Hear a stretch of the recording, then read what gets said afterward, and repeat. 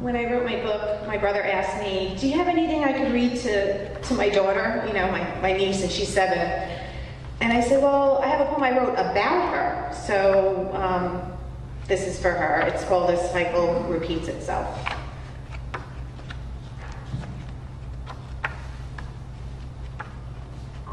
Find it. I lost it. No, it's here. Here it is. I'm left-handed, like my mother, the complete opposite of my brother. She's picky, that's my mother. Right-handed from her father, overly observant, call that me. Who knows what she'll turn out to be. Right now, her interests include riding her bike. I guess I did too many moons ago. So round and round it all goes. The cycle repeats itself. She lives in the same home I grew up in, sleeps in the same room I once slept in, dreams about princesses skating in the snow, so round and round it all goes. Her school is up the block. I used to walk the same pavement. Back then, the world was safe, little to worry about.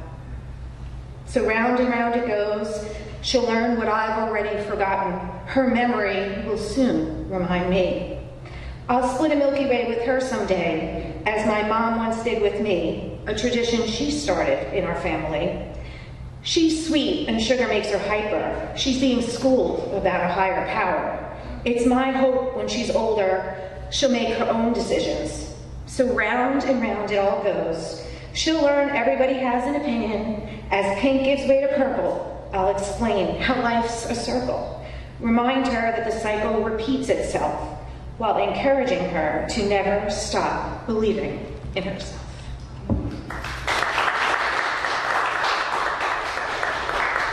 Thank you. This is a fun one. It's called Her Movie Star. The proposal took her by surprise. She asked her family for permission, got down on one knee. He didn't have to ask, since her answer was all but guaranteed. He was her prince, charmed her in every way. Her father walked her down the aisle. She wore a borrowed crown as he gave her away.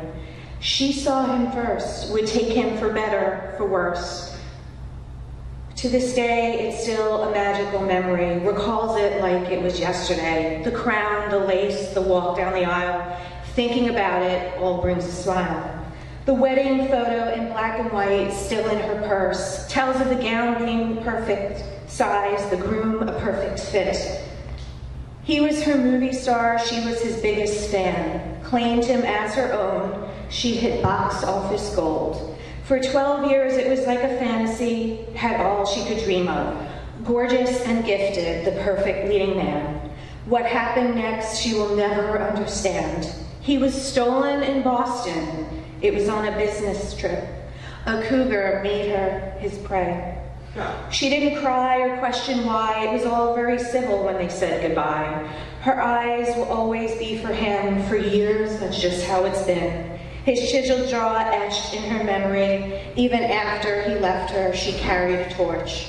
There's nothing anyone can say. She'll defend him till her dying day. But it would do no good. He betrayed her, left for someone else. She promised to be faithful. He forgot that line. Boston has the Patriots, the Bruins, and now him. She tells the story, never sure where to begin. The start, so picture perfect. The end, dramatically shocking. One thing's for sure, she'd open that door if he ever came knocking.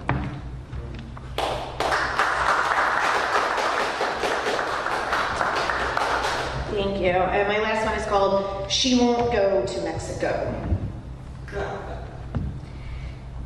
Cast aside, deemed a loser, broken down and tired, a burden no longer worthy, a commodity to be disposed of, bred to succeed, labeled a disappointment when they can't match the competition, not enough speed, simply unable to compete. Some never enter the winner's circle, others not destined to be cared for. No one wants them anymore. It's not a broken leg that takes them down, rather the failure of a greedy industry refusing to accept responsibility. Overbreeding and under-preparing for retirement off the track. On the backstretch there's a saying, stable to table in 7 days. Sadly, for some, that's not a fable, but rather a harsh reality. Old warriors bearing mares and crippled colts of no worth except the value of their weight, to be auctioned off for flesh and forced into an overstuffed truck bound across the border. Some die of heart attacks along the way, finding peace and comfort with the fact that they passed with their dignity intact. She won't go to Mexico because that's where they end up. She won't go to Mexico because her death is inhumane and unnecessary. To be so down on one's luck as to need a rescue. To be not fortunate enough to know unconditional love. To never again see a kind eye or feel a warm, gentle touch. To go from pamper to torture. In such a disbelief of the unthinkable, to face a fate so miserable. No, she won't go to Mexico. You can't make her go to Mexico. No, she won't cross the border. Her voice is low, can you hear her? She won't go to Mexico. They may stand silent, but if you listen, you can hear the lost, still sound of fear. I'll say it for them. Please help them. They don't want to go to Mexico.